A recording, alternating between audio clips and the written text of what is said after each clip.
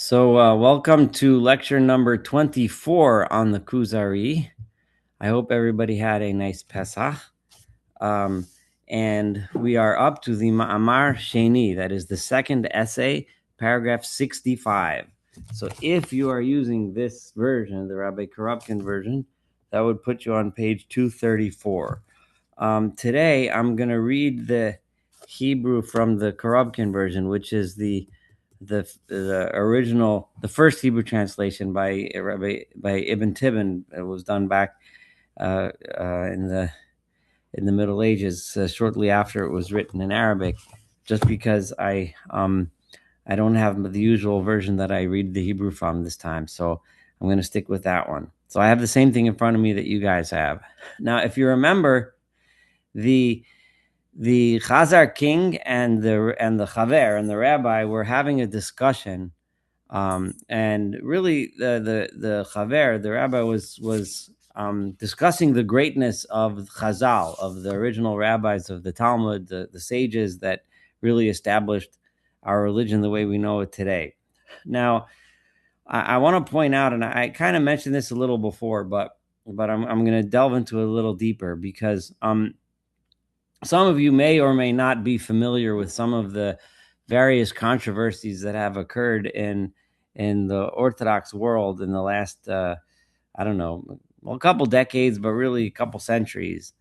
And it's a clash of different philosophies as to how to approach the authority and the greatness of the rabbis of the Talmud, of the Mishnah, and so on. And when we learn the Kuzari, we really see the origins of a certain way of thinking about the rabbis of the Talmud. And it's a way of thinking that has become pretty standard in many circles in the Orthodox world, in the Jewish world today. And it's very different from the Rambam's a much more rationalist approach, which those of you that were lucky enough to study that with us saw it. And so I want you really to understand that, obviously the Kuzari wasn't the first person to think this way. And I'm going to give you some pointers on what I mean by thinking this way. But he was certainly the first person to lay it out as a way of thought, as a whole philosophy, as an approach to Judaism. So really, all of those that kind of follow that line of thinking are those really got that from the Kuzari. And so what am I talking about? I'm talking about the general approach to so there's this an idea that the rabbis of those days, that everything they said was with special Ruach HaKodesh, with special Holy Spirit, right? And therefore the authority of their wisdom is sacrosanct, to the extent that the things that they said, were the truth. And even the scientific statements that they said, the statements, and even if there are things we look at now and we obviously have a very different way of approaching science, right, than they did back then, that even those things are things of authority. It's also the approach that looks at things like the language of Hebrew as having, which is what we're really going to be talking about today a lot, has a special holiness that makes it qualitatively and quantitatively different than other languages. Now, remember, Dr. Menachem Kellner, who I quote a lot, who's really one of the great Maimonidean scholars of today, wrote several articles. You can email me after the class if you want to see some of them. I'll have to dig them up and send them to you. Contrasting the Rambam's understanding that we learned before and the Rabbi Yehuda Halevi's understanding that we're going to learn. So, for example, tonight we're going to look at Hebrew, and Rabbi Yehuda Halevi is going to lay out this concept, this idea that there's some special inherent holiness or something different qualitatively about the language that makes it better than other languages. Now, obviously, Rambam and the rationalist thinkers don't look at it that way at all. Rambam understands the special quality of Hebrew in an extremely different way, which is not really the subject of today, because today we're going to be focusing on how Rabbi Yehuda Halevi looks at it. And it's not, if you notice while I say these things, that I personally lean much more towards the rationalist side and the Rambam. I apologize if I give that away. But tonight we're learning the Kuzari, so I'm going to focus on his approach, even if it's not necessarily really the kind of approach that I find that speaks to my soul, but it might speak to your soul. And I'm not here to say this is better or worse. I'm just here to demonstrate and show to you a different a way that people look at and understand Judaism, and so this way, when you hear debates one day, and if you read articles and you see an argument between, let's say, a more traditionalist Haredi about the science in the Talmud and the way they understand it, and the way the more rationalistic people understand it, you'll understand what the roots are of that argument. What are the roots of that disagreement? Where did it come from that people thought this way?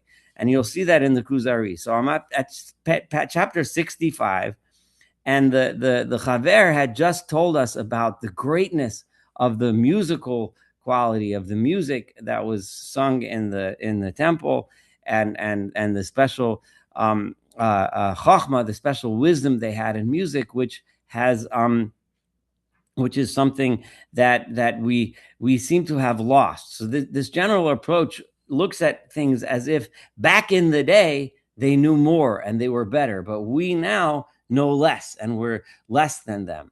Whereas in Rambam, when we learned Rambam, his approach was very different. His approach was that science advances, our knowledge gets better, and sometimes we have to reassess what we saw before based on what we now learn. Kuzari looks at it very differently, right? He looks at it, and of course, if we really think about it, there's truth to both approaches. In many ways, we have lost a lot of the purity that we used to have once upon a time. But on the other hand, the Rambam's approach is much more rationalistic and scientific, and gives us a different understanding. So enough with that. Let's dive into the words, and you'll see it as we study the words of the Kuzari. So Amar Kuzari, says the Kuzari, so that means the Chazar king, right? He says, Shema beli safek nigmara, right? Certainly, without a doubt, the v'shama haisam oreres hanafashos, that the music that was nigmara was very well developed, and in those days, and that music would inspire people's souls to worship God. Kasheri Omer Elah, right? Just like people say today regarding music, it's able to change people's mood. It's able to change your spirit. Music, as we know from our own experience, music can lift your spirit. It can also be a way of expressing sadness, a way of expressing. It affects your emotions deeply, right? But it's impossible to imagine that nowadays we have the same level of music that they used to have.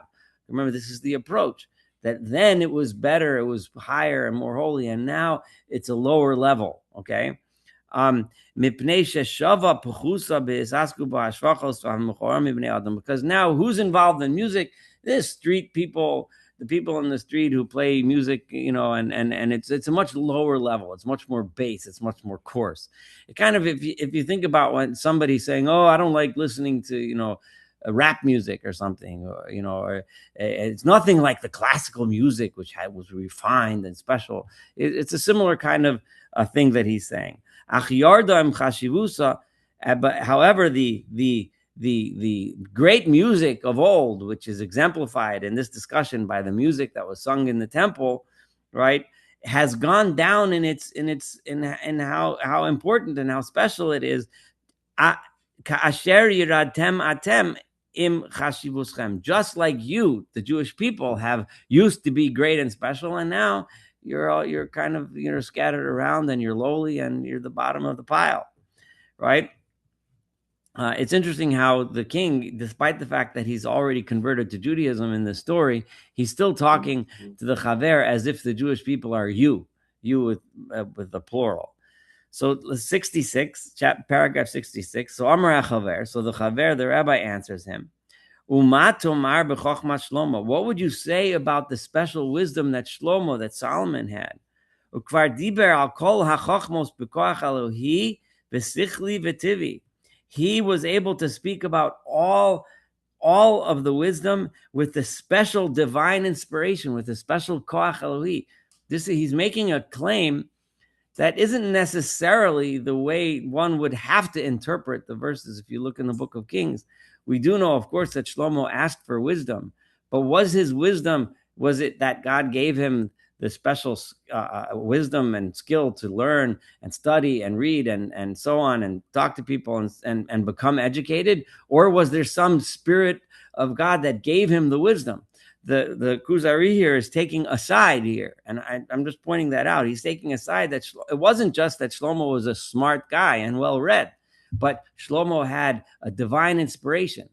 Now, you have to think about this for a minute, because it sets you up when you claim that an ancient person had divine wisdom when he made statements.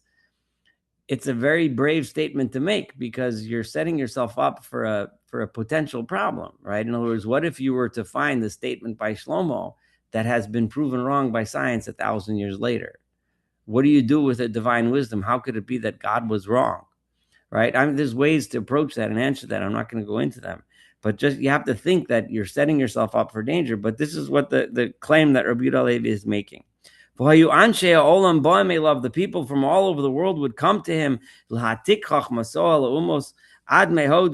in order to copy down and transcribe and write down books of wisdom that they went back to their home countries, right, all the way to India. That was that India is the farthest civilized place that he knew of, that he was aware of. So that's like the farthest civilizations where he knew there was wisdom there. So he's about to make a very significant claim.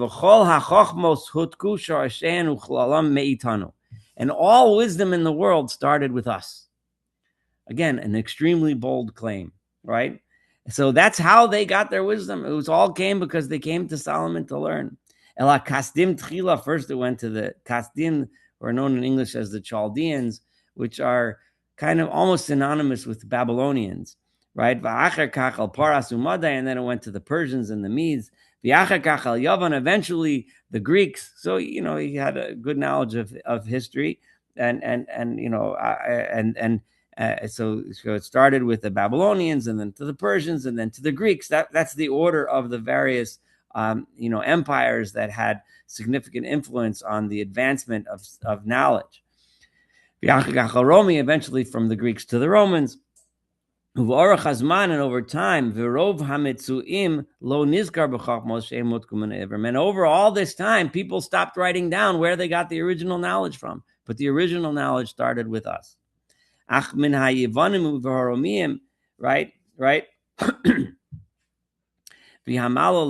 Okay, they didn't, they would say that we got it from the Greeks and the Romans. So now everyone thinks their knowledge comes from the Greeks and the Romans, but it really started with us. And it was forgotten, right? The special advantage, the special greatness of the language of Hebrew, right? In the actual structure of the language itself, and that which is contained within the Hebrew language. Now, one of the things that I think this is extremely relevant when I have discussions with people, or you read articles of people discussing biblical ideas that can't read Hebrew, right? And yes, there's no question that within the language itself is much of the biblical wisdom. And if one is reading it simply from a secondary source, then one is missing out on a lot of the wisdom that one finds simply by analyzing the language, for anyone who's ever seriously studied anything in Tanakh. So the bottom line is that he's understanding the origins of the wisdom today as being a shadow of the wisdom that was in the past, and the wisdom in the past originated with this divine spirit, which is a very bold claim, but it's a claim that you'll find is one that many among the usually more right-wing circles in Orthodoxy that consider this to be the way they look at how knowledge has spread. And again, this is not the universal opinion among our rabbinic scholars as we studied together Rambam. So I want you to see that. I want you to know where it comes from. So when these conversations happen, you know where this came from, which is here, right? So Omar Kuzari. So the Chazar King said, "Hayesh le'ivris mala aloshan ha'arab." right? Is Hebrew any better than Arabic? Remember, at this time, the language of scholarly discourse, the language of poetry, the language of culture that was most widespread in the world was Arabic, right? So he yoser shleimo ruchavim. The language of Arabic is so much more complete. There's so many more words. The vocabulary is so much richer, right?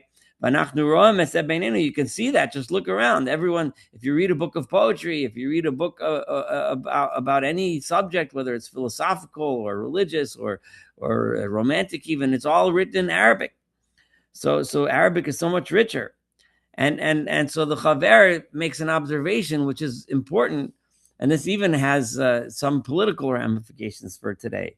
One of the things that every once in a while, unfortunately, pops up during the unfortunate occasions when I do look at social media nowadays is occasionally the anti-Semites scream, that, Hebrew, it's a made-up language. They just they invented it in the last century, but it was lost for 2,000 years. And you and I and anyone studying in this class would know that it was far from lost. It was the language that we've been using for all these thousands of years. Jews communicated with each other in it, wrote in it, prayed in it, books and books and books, thousands and thousands of books, many of which are sitting on my shelves now, were written all these years in Hebrew. So it was far from lost, but it is true that it was lost as a living language, right? In the sense that it wasn't the language of everyday life anymore in any major Jewish communities. So therefore, Omar Chaver, so the rabbi answers and says, Matzah osa masha matzah noseha. Unfortunately, what happened to Hebrew happened because of what happened to the people that spoke it, right? Right? That we went through so much travail, so much suffering, so much exile, and so many, and our numbers shrunk. People were killed and slaughtered and enslaved and so on. So it's not a chisaron. It's why is Arabic so rich? Because there's millions of people nowadays speaking it. But the Hebrew is less rich, not because the language is less rich, but because the language itself is the speakers of the language have suffered so much. However, Hebrew itself, is the best of all the languages. It's the most important. It's the greatest of all the languages, both because of tradition and by logic, right? I can logically prove to you that it's better. Hakabala, what do I mean that it because of tradition? That's the language that God spoke with Adam and Eve in. So the original humans, this was the original language. If you interpret Bereshis more literally, right, then that at the time of creation, what language were humans speaking? Hebrew, right? Ubat dibru shneim, and both of them, in other words, Adam and Chava spoke to each other in Hebrew. Kasher Yora al zeh, right? He goes there, Adam me Adama, and you can see it because what was Adam's name? His name was Adam, from the word Adama, from the ground, because God created him from the earth. Isha me Ish, and woman was created from man. That's why she's called Isha, and it's from the word Ish. Chava me Chai, Chava's name was because of life. She gives life. A woman gives life from the Hebrew word Chai. The Kayin me Kenisi, and the name Kayin or Cain came from Kanisi, I have acquired, right? V'sheis mishas, and so on. V'noach minachamenu, right? And Noach, the name of Noah, came because he gives us comfort. Noach brings comfort from the word nach, from the word nechama. So we have someone with that name right with us tonight.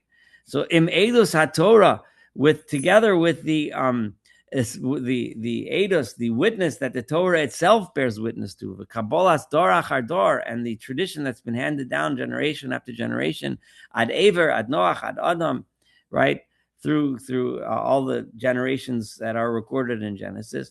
V'shehi lashon Aver, right? It is considered the language of Aver, right, which there's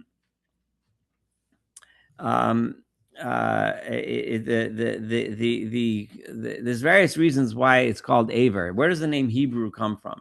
So Hebrew is in Hebrew is called Ivrit, or Aver, from the word Aver, Ayin Vet Resh. So the historically the Aver comes from Hebrew because we were from Aver, we were from over the river. In other words, we originated from east of the land of Israel. So we were Hebrews, we were Aver, we were from the other side, right? Because remember, Abraham, right, who was the first Hebrew, came to the land of Canaan, to the land of the Canaanites. He was coming from lands that were east of there. So he was Aver. He was from the other side of the river. But that's not how he's looking at it. He's looking at it as Aver because of the name Aver, right? Right? Aver, remember Shem va'Aver, right? So in the Torah. So nishar aleha es haflago bilbul alashonos, because it was left over from all when the Dar Haflaga happened. That was the generation where all the languages were created because they were trying to build, for the tower, and God mixed up the languages. So, but he retained the language of Hebrew. Ukvar hoya Avraham midaber ba'aramis borkastin. Abraham was speaking, right, in Aramaic back in Ur-Kasdim, where he came from. Aramis ulashon Kasdim, as we know that the language of Aramaic is the language of the Chaldeans. And to Abraham, the language of Hebrew was a special holy language. Whereas Aramaic was lashon chol, was a mundane language.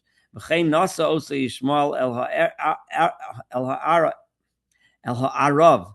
So when Ishmael, who's considered historically through biblical history, was the progenitor of the Arabic-speaking people of Arabs, right? He brought them that language. So these three languages, Aramaic, Hebrew, and Arabic, which we nowadays call them the Semitic languages. There are others, but those are three of the main ones, right?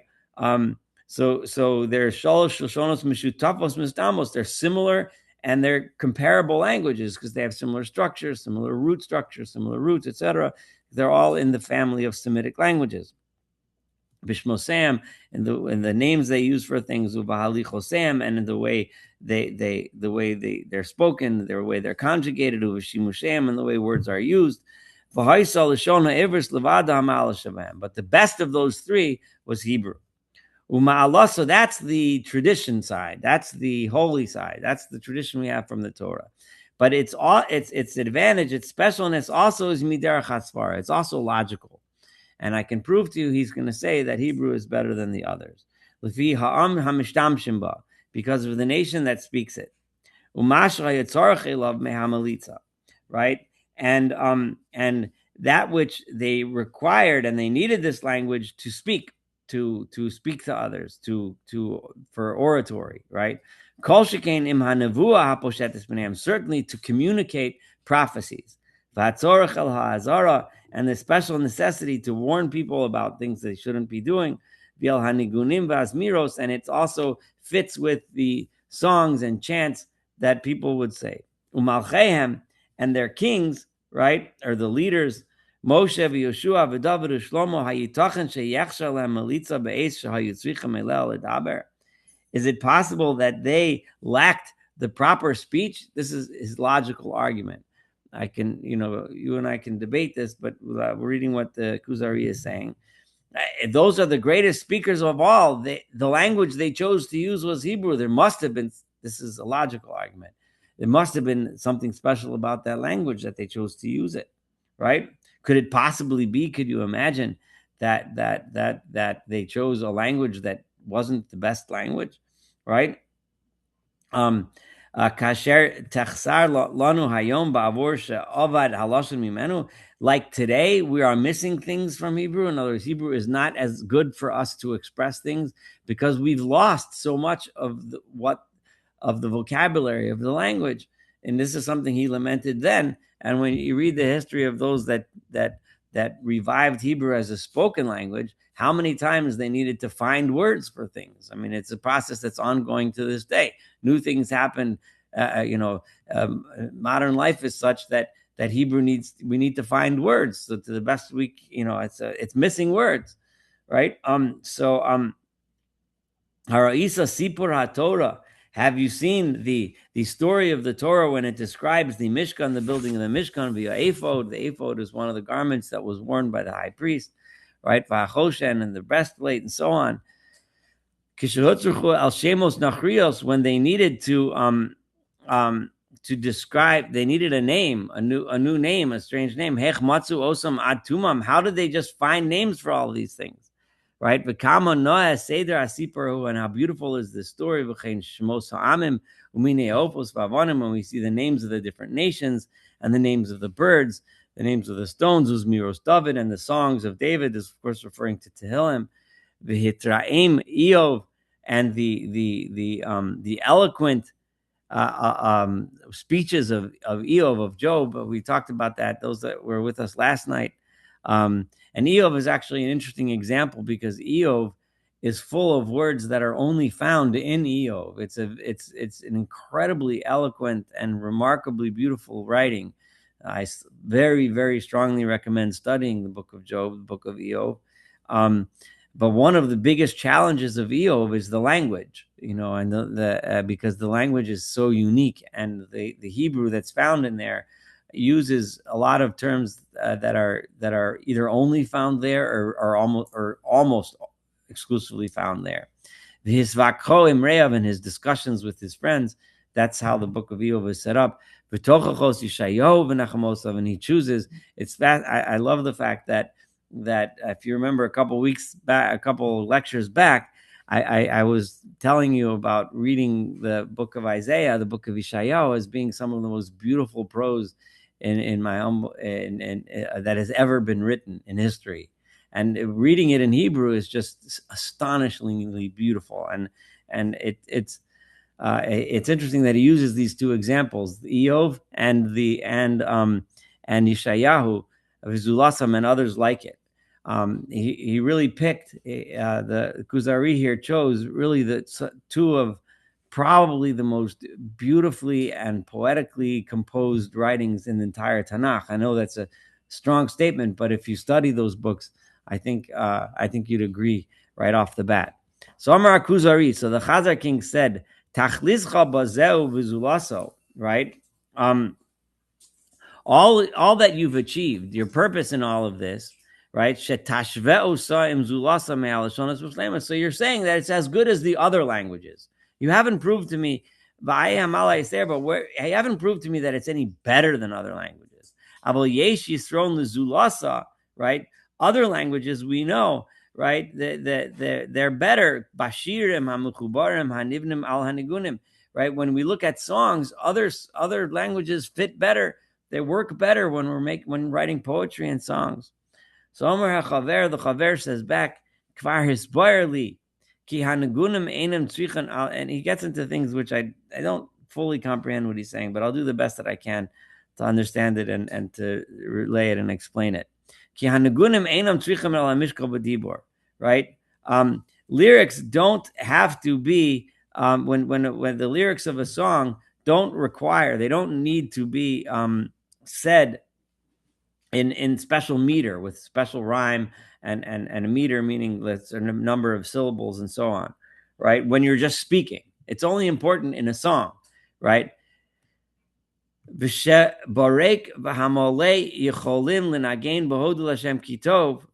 And it's you can sing the words of Hodu Lashem Kitov. He chooses a part of Tehillim, of Psalms, which we do say in the liturgy. Every Shabbos morning we say Hodu Lashem Kitov. We sang it together by the Seder, if you remember.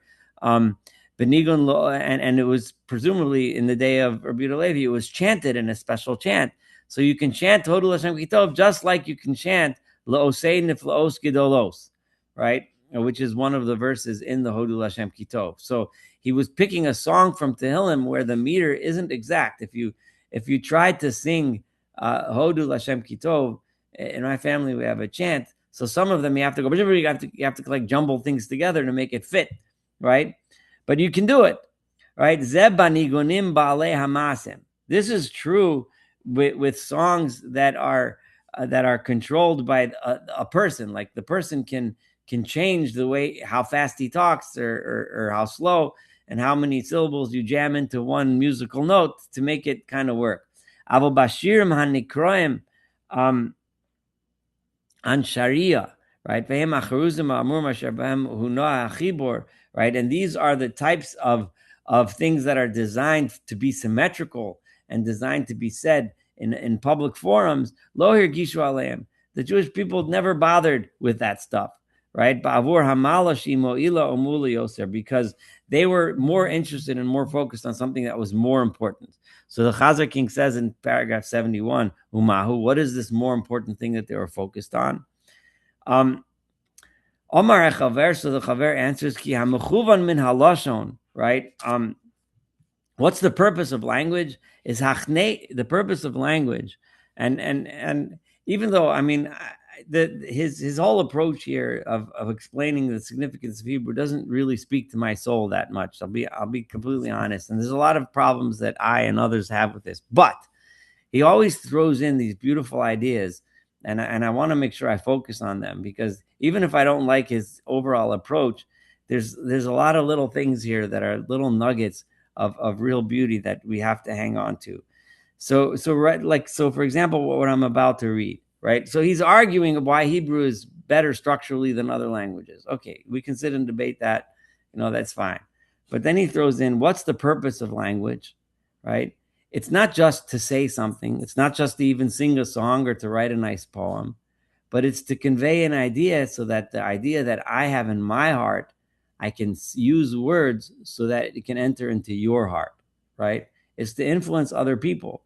The purpose of words is not just that you should sing them, or that you should say them, or that they should sound good, or that you should have a big vocabulary. The purpose in having a language is so that I can talk and I can affect your heart, your soul, right? So v'zosa kavana, right? It's right. So that which is in my soul, I can influence you so that it enters yours, right? V'zosa kavana lo tigomer al tuma ela panim el panim. But that only works face to face. And another beautiful idea. I mean, as much as social media, as much as Zoom does the close approximation to face, but nothing can replace an encounter between one human being and another. And when the one person says something to another, when they're sitting in the same room together, actually looking each other in the eye and talking, nothing can replace that. Right?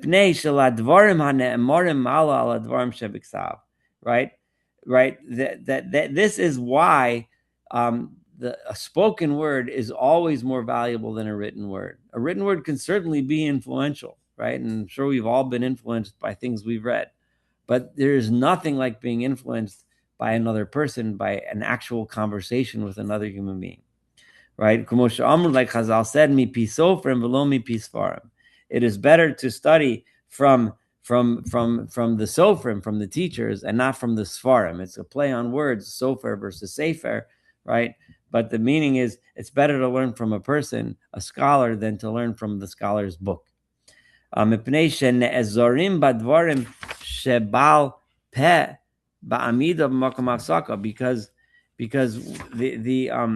when you're talking, when a person is talking, there are certain nuances that aren't in the written word.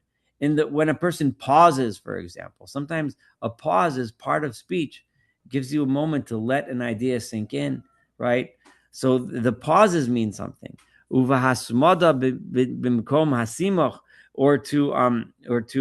to speak continuously when something is connected. Like if I'm trying to say an idea that's dependent on another idea, I'll attach those two things together, right? Or I can speak strongly and loudly when I'm passionate about something, and sometimes I can speak really softly when I'm trying to convey that an idea is a gentle idea. Uviremizos, and hints, right, that a person does either with his or her bodily motions, over kritzos, or with like a kritza is like a wink of an eye, or the way a person squeezes his or her eyes, or squints, or opens them really wide, when it conveys ideas that can only be conveyed when you're in a real conversation. And you can also have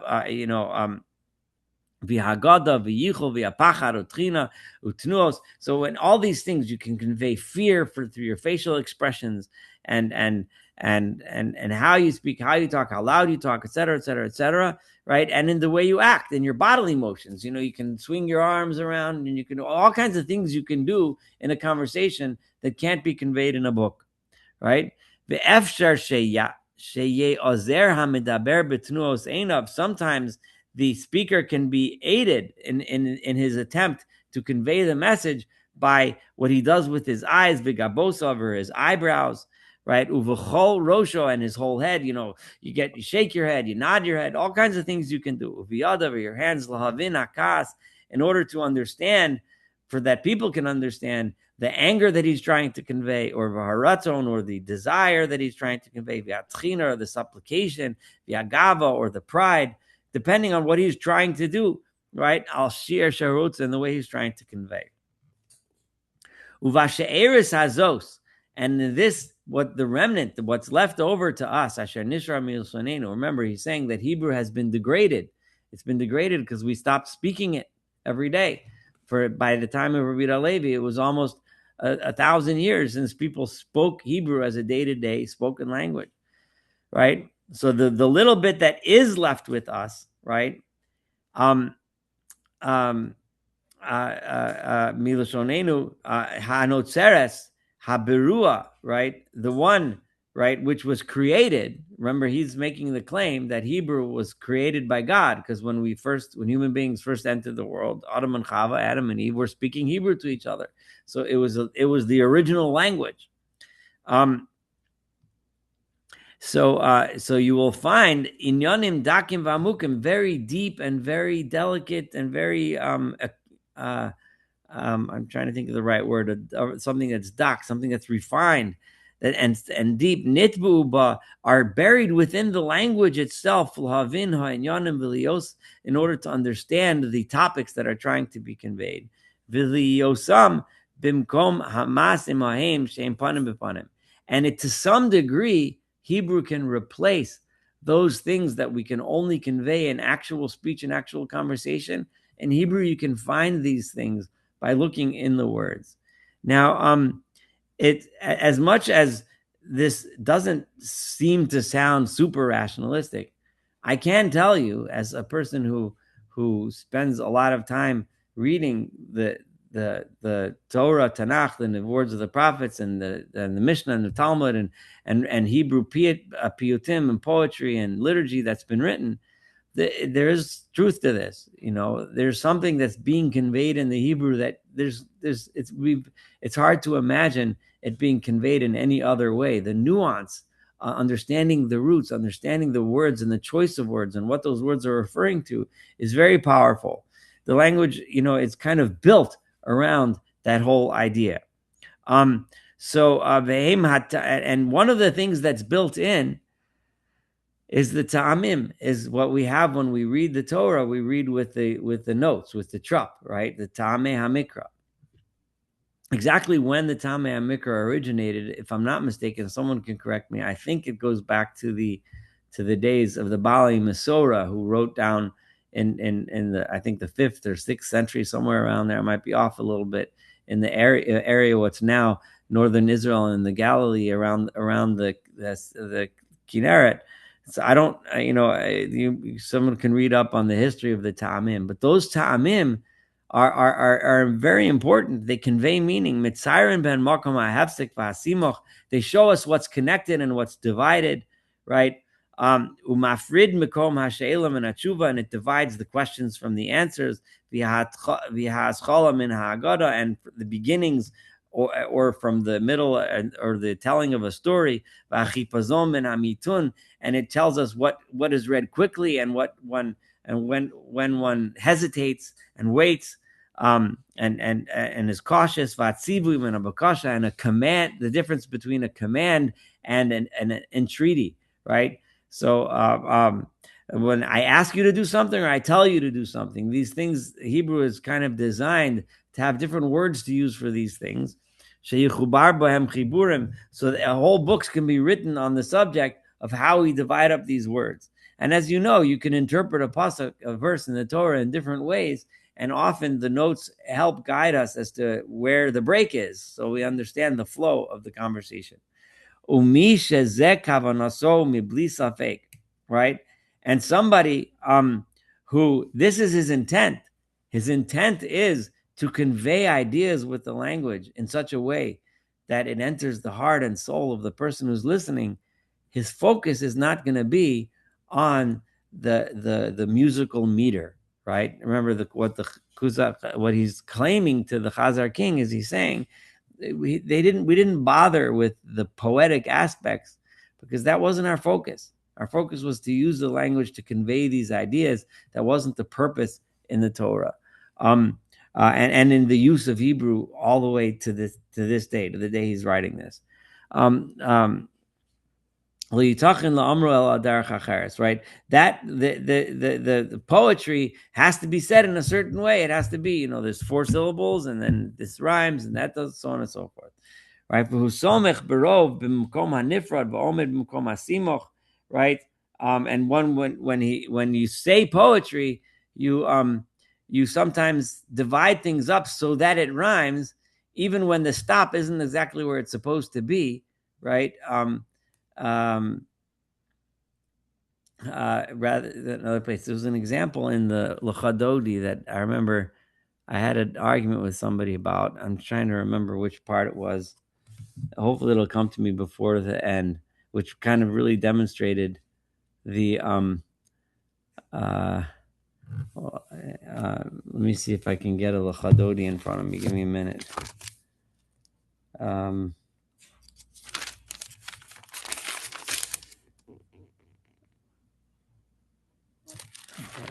Boy. I don't have a sitter. This is a machzor. I'm sorry.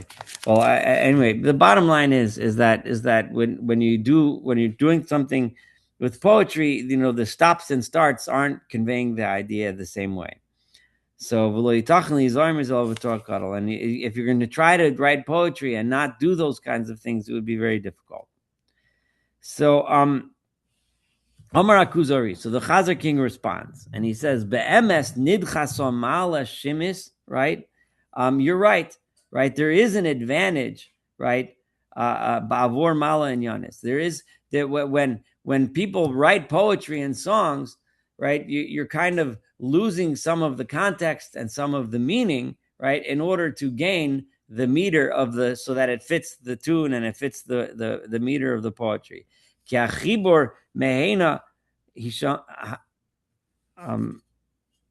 Hashema, right? Because when you're writing metered poetry, it gives pleasant sounds. It sounds good, right? Right? But the tradition that you're describing really explains what the idea you're trying to convey. This is fascinating. You know why? Because Rabbi Yehuda Halevi himself was right. This book is one of what he's most famous for, other than this book, is his poetry. Rabbi Yehuda Halevi's poetry is some of the most. So he actually conveyed some of the most profound and most beautiful ideas, and a significant amount of liturgy that we have is from Rabbi Yehuda Halevi. I really got to give me 1 second. I want to go get something to read to you something. Give me a minute.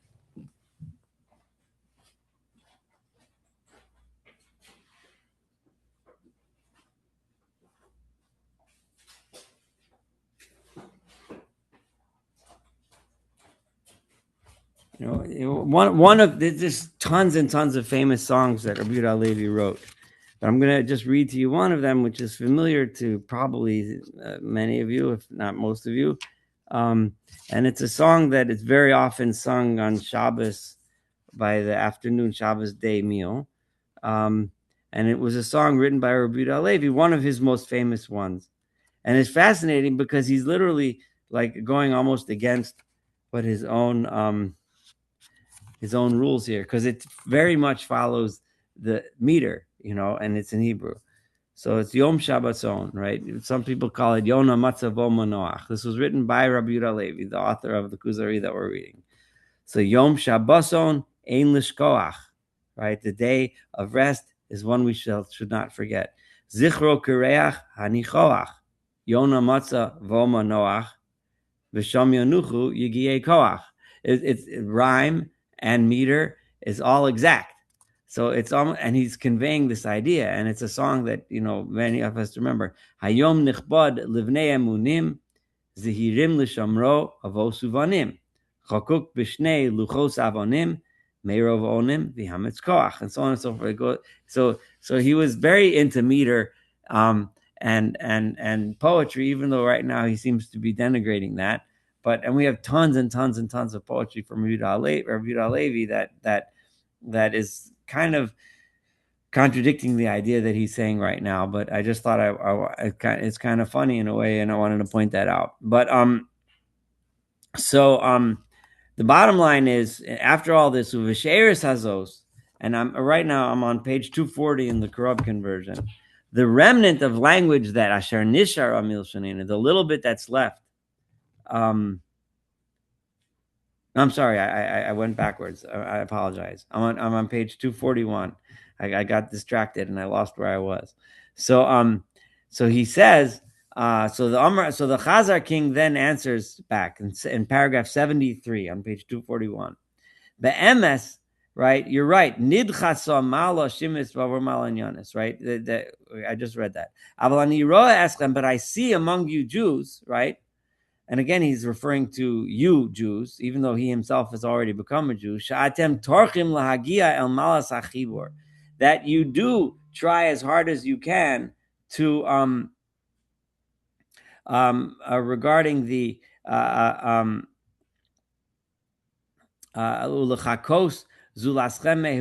right? You're trying to compose metered poetry. In other words, he may even be talking about himself.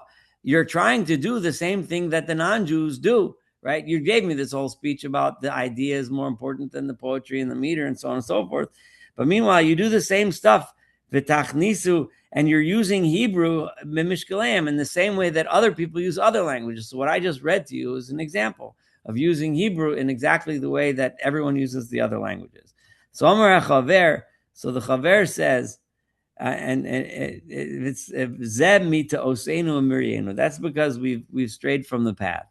We're learning from the nations around us. It's not pure. They like these kinds of songs, so we're writing these kinds of songs too, right? Lo dailanu hanachaseinu amalan. It's not enough that we've forsaken this great advantage of this special language. We're even losing the essence of our language. Right? It used to be, right, something that unifies us, and now it becomes a way of disunity. In other words, we took a language that was supposed to bring us all together by conveying these ideas, and now we kind of messed it up. So the Chazar king says, well, how does it bring machlokas? How does this bring disunity? How does that work? So the rabbi says, Omar HaChaver, I would like to get the language thing done tonight, because I promised you that I wasn't going to skip anything, even the parts that aren't my favorite parts. So I'm not skipping anything. So the Chaver says, the rabbi says, hello, Ra'isa Mea Anashim, have you ever seen 100 people reading a verse, right? All together as one in the same way, stopping at the same time and continuing at the same time? Have you ever seen that? I just turned the page to paragraph 77. So the Chazar king said, I've already thought about this. I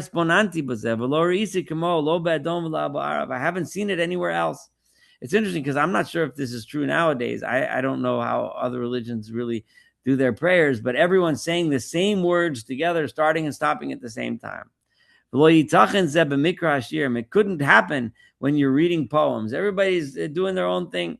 Hodiani, tell me, how does Hebrew work that everyone says it all together? This kind of gives us a little bit of a hint. It's a little nugget here, and I'm going to try to point out these little nuggets, right? That in Rabbi Yehuda Halevi's time, that was how they prayed, and it's still true in many Sephardic synagogues, right? Where the chanting is really the way that they read the prayers. It's very different from a lot of Ashkenazi places where everyone kind of mumbles, and then the chazan might read or sing something.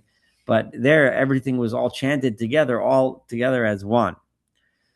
So how did that happen? How did that Hebrew get this special advantage? So Amar HaChaver.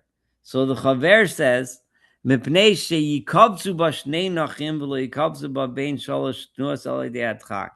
Right? Hebrew words are written in such a way, and I'm not going to go into this too deeply. Written in such a way that they can that it's structured in such a way that we can read together.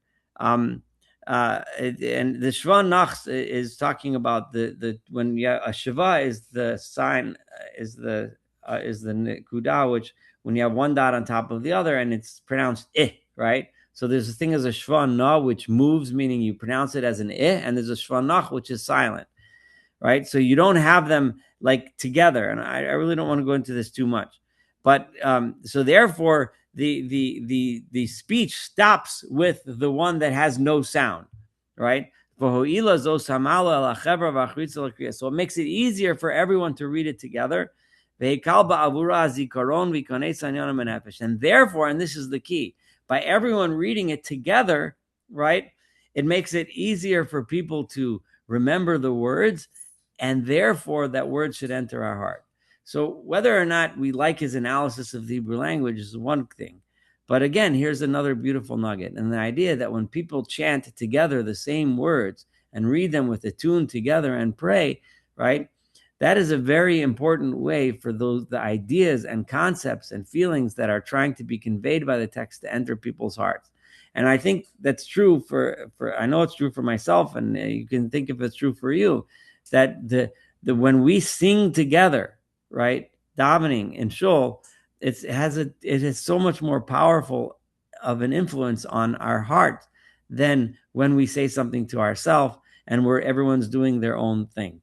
So this is a strong argument for reading and praying that way.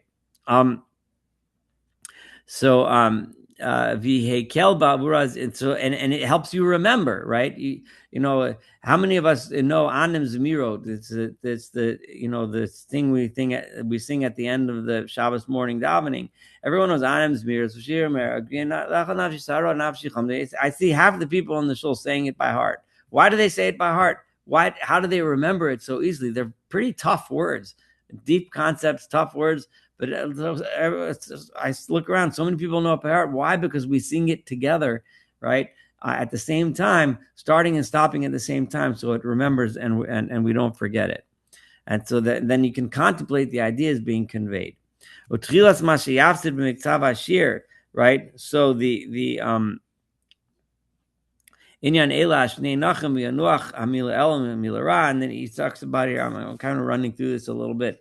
When the emphasis is on the le'el, meaning the first syllable, you can say the word syllable as the syllable or the syllable, right? But we're used to saying syllable. That's mila'el. That means because you're emphasizing the first one. If you said syllable, that would be milara. That would be the second one. Okay, so on. V'yashuv ochla v'ochela shavet, right? So the words of ochla v'ochela would be the same. Well, because if ochela or ochla, v'omra v'omera v'omer v'omar, so on. V'chein yishavti v'shavti, right? Al masheyesh b'nei and hafresh me'avar v'yasid, right?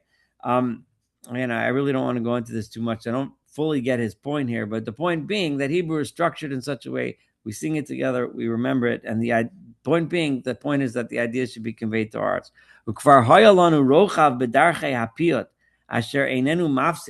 Right? And we already have enough in the ways to compose poetry without compromising the rules of Hebrew grammar.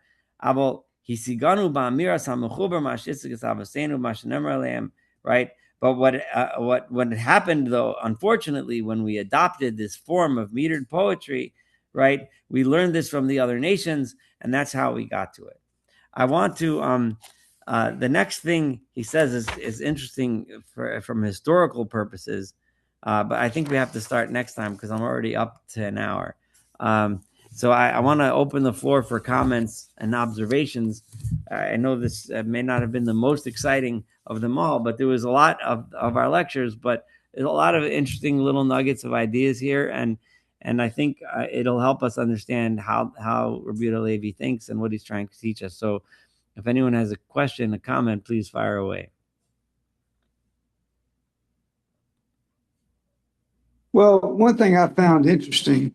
Yes. And I reflected on this with my own personal experience.